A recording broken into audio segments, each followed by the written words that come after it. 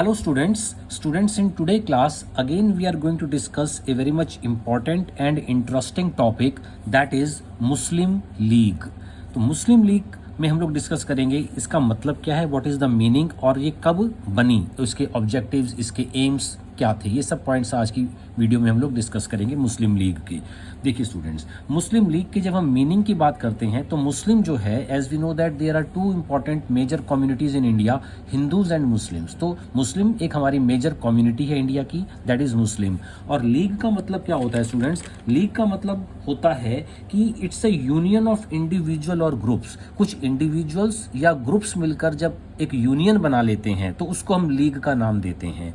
तो मुस्लिम्स ने एक यूनियन बनाई, एक मुस्लिम्स ने अपना एक ग्रुप बनाया, एक यूनियन बनाई जिसको मुस्लिम लीग का नाम दिया गया। उन्होंने ये लीग इसलिए बनाई कि उनके जो कुछ कॉमन इंटरेस्ट हैं, अब उन कॉमन इंटरेस्ट को मुस्लिम्स चाहते थे कि उनका प्रोटेक्शन होना चाहिए, उनके इंटरेस्ट प्रमोट भी होने चाहिए। तो इस वजह से उन्होंने मुस्लिम लीग एस्टेब्लिश की थी और ये बनी थी 30 दिसंबर 1906 में। Now we are going to discuss why it was formed. तो ये लीग, मुस्लिम लीग जो थी, इसकी स्थापना क्यों की गई? Why the Muslim League was founded? There were important causes which were responsible for the foundation of the Muslim League. The first was to support British government. British government को support करने के लिए मुस्लिम लीग बनी थी। Second, जो British की policy थी, divide and rule policy British की जो थी, वो भी कहीं ना कहीं रिस्पॉन्सिबल थी मुस्लिम लीग को बनाने में। Rise of nationalism among the Hindus के में नेशनलिज्म का राइज हो रहा था, उससे भी कहीं ना कहीं मुस्लिम लीग का फॉर्मेशन हुआ। और partition of Bengal was another important cause which was responsible for the formation of the Muslim League. Now we are going to discuss these separate points. First point था कि जैसे हम लोगों ने डिस्कस किया कि मुस्लिम लीग क्यों बनी, तो फर्स्ट पॉइंट था टू सपोर्ट ब्रिटिश गवर्नमेंट। अब यहाँ पर आप पूछ सकते हैं कि ब्रिटिश को क्या सपोर्ट की जरूरत थी मुस्लिम से, कि उन्होंने मुस्लिम की सपोर्ट लिया और मुस्लिम लीग बनाने में उनकी हेल्प की। तो ब्रिटिश को मुस्लिम्स की सपोर्ट की क्यों जरूरत पड़ रही थी स्टूडेंट्स? एक्चुअली ऐसा था कि ये आप लोगों को मालूम है कि रिवोल्ट ऑफ 1857 हुआ और 1857 के रिवोल्ट में ब्रिटिश ने ये नोटिस की इस चीज़ को कि हिंदूज और मुस्लिम दोनों यूनाइटेडली इकट्ठे होकर ब्रिटिश के अगेंस्ट उन्होंने ये 1857 का वॉर लड़ा है।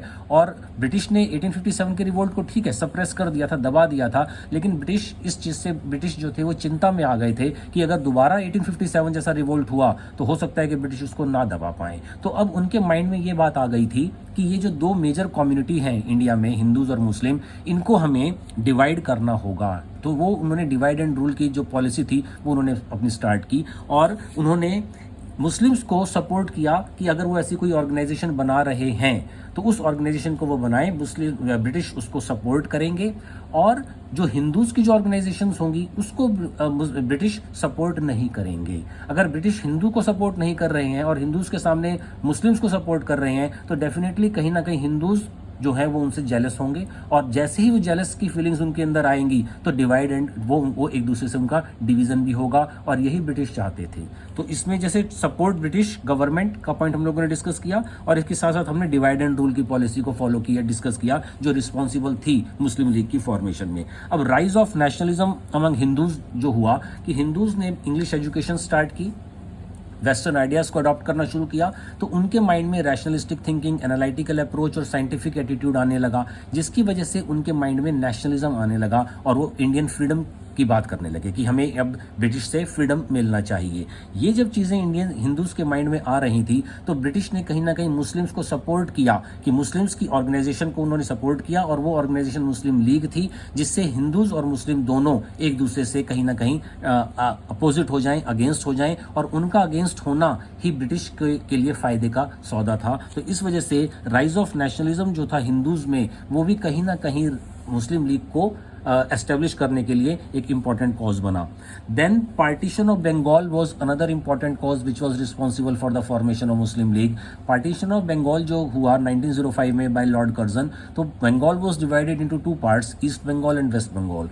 East Bengal was included the area of Assam also. तो ईस्ट बंगाल और आसाम का जो एरिया था ये मुस्लिम डोमिनेटेड एरिया था। अब इतने बड़े एरिया को और इतनी मैन पावर को देखकर मुस्लिम जो थे वो कहीं ना कहीं एनकरेजमेंट उनके अंदर आने लगी कि अब हम जो है इतना हमारे पास एरिया है, मैन पावर है, तो हमारे पास कोई पॉलिटिकल ऑर्गेनाइजेशन भी होनी चाहिए। तो पॉलिटिकल ऑर्गेनाइजेशन जब उनके दिमाग में ये बात आने लगी तो कहीं ना कहीं वो मुस्लिम लीग की तरफ की तरफ उन्होंने एक कदम और बढ़ाया या एक स्टेप उन्होंने और लिया। अब ब्रिटिश स्टूडेंट्स जो थे, ब्रिटिश को फॉर्चुनेटली कुछ लोग भी ऐसे मिल गए थे, जैसे सईद अहमद खां। सईद अहमद खां जैसे लोगों को ब्रिटिश ने कन्विंस कर दिया, उनके दिमाग में ये बात उन्होंने बिठा दी थी कि अगर मान लीजिए कल ब्रिटिश इंडिया को छोड़कर चले भी जाते हैं तो पीछे से कौन रह जाएगा, हिंदूज और मुस्लिम रह जाएंगे, और मुस्लिम्स जो हैं वो माइनॉरिटी में हैं और मुस्लिम हिंदूज मेजॉरिटी में हैं। तो हिंदूज कहीं ना कहीं ब्रिटिश के जाने के बाद मुस्लिम को डोमिनेट करेंगे।